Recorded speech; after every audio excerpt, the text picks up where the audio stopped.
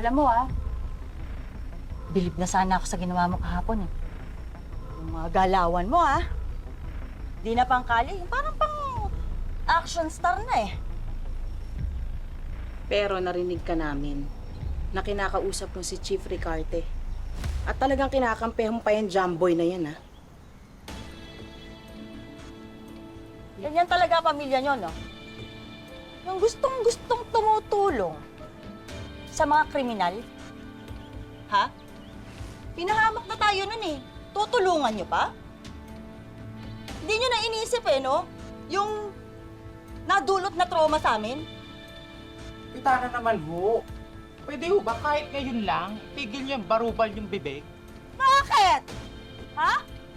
May mali ba sa sinabi ko?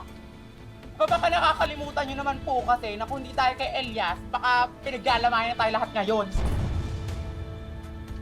Kaya mo sila, huwag mo silang papatulan.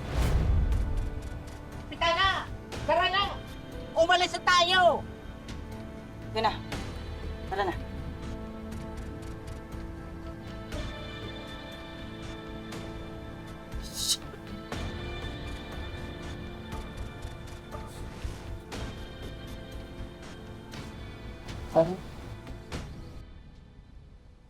Elias, hindi man tayo madalas magkasundo pero maraming salamat kahapon. Aminin man ni Kapitana o hindi, malaki utang na loob namin sa'yo. Wala yung brother. Teka na, bitaan nila.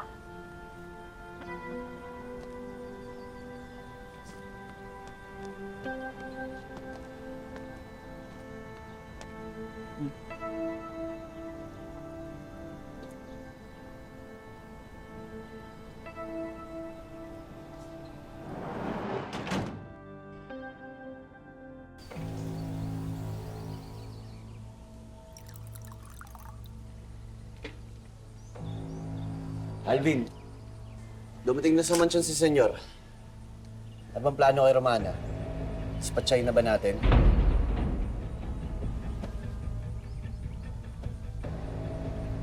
Hindi muna.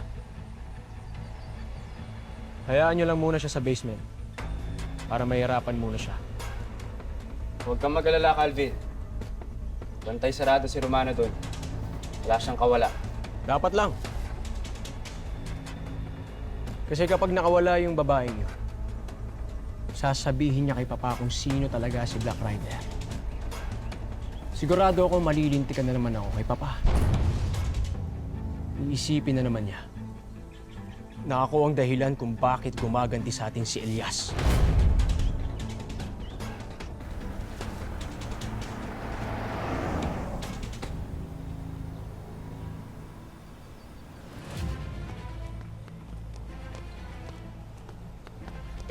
Kuya Elias! Ate Bene! Kuya Kuya Elias! Elias! Kuya Elias, kamusta po kayo? Kuya Elias. Neng, nasa si Bunjoy? Kala ko ba kasama siya kasi nanay? Si Bonjoy po, iniwan po muna namin kila Tatay Hernan. Punta po kasi kami ni Neneng sa simbahan. Sabi po kasi ni Aling Alma kaninang umaga, sasaglit daw muna siya magsimba. Pero hindi pa rin po kasi siya umuwi mula kanina. Kaya nagpaikot-ikot po muna kami sa Quiapo. Pero hindi pa rin po namin siya mahanap eh. Tsaka hindi rin po siya sumasagot sa mga tawag namin. Cancelin mo lahat ng mga lakad ko ngayon. Gusto ko makipagkita sa anak ko. Senyor? Ipagpamunin niyo po, pero kung mamarapatin ninyo, napag-aalala niyo ako sa gusto niyo mangyari. Masyado na kayo napapalapit sa Elias na yan. Kailangan po mag-ingat na kayo.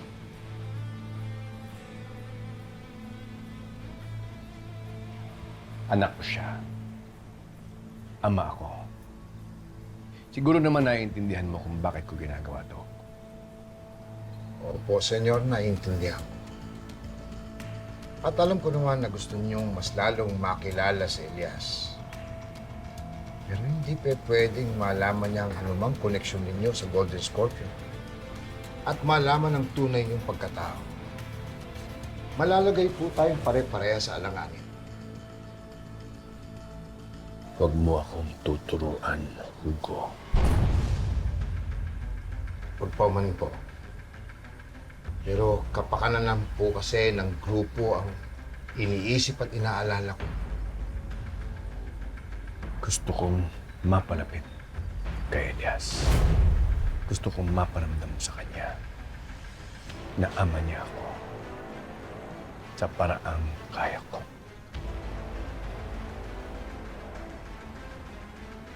Sige po, masusunod kayo. Ihahanda na namin ang sasakyan. Bilisan mo. Gusto kong makitaan ako. Kontakin mo agad. Baka may lakad siya.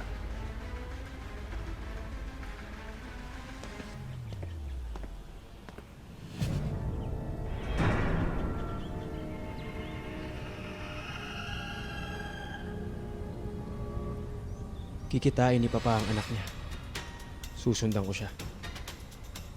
Kailangan kong malaman kung sino at taga saan itong sinasabi niyang anak. Balakid siya sa mga plano ko. Ako lang ang dapat na tagapagmana ni Papa.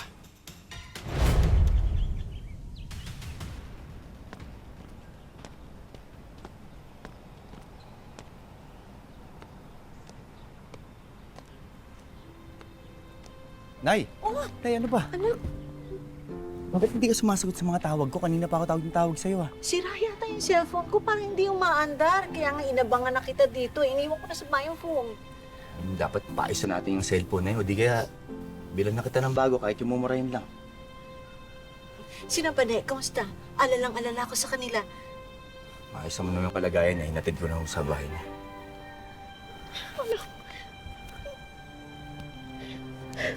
Dahil hindi pwedeng wala kang cellphone para lagi kita natatawagan, ha? Papaayos na natin yun. Sige na, halika na.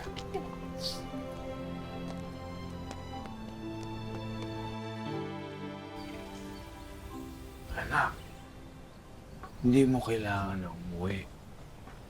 Samahan mo ako rito habang malakas-lakas pa ako. Tay, kanina ka pa ba rin? Narinig ko ang lahat. At kinausap na rin ako nitong Pretty. Anak, pati ako gusto kong bumawi sa'yo. Marami akong pagkukulang bilang ama mo. At mababawi ko lang yon kung ibibigay ko ang manang karapat-dapat para sa'yo.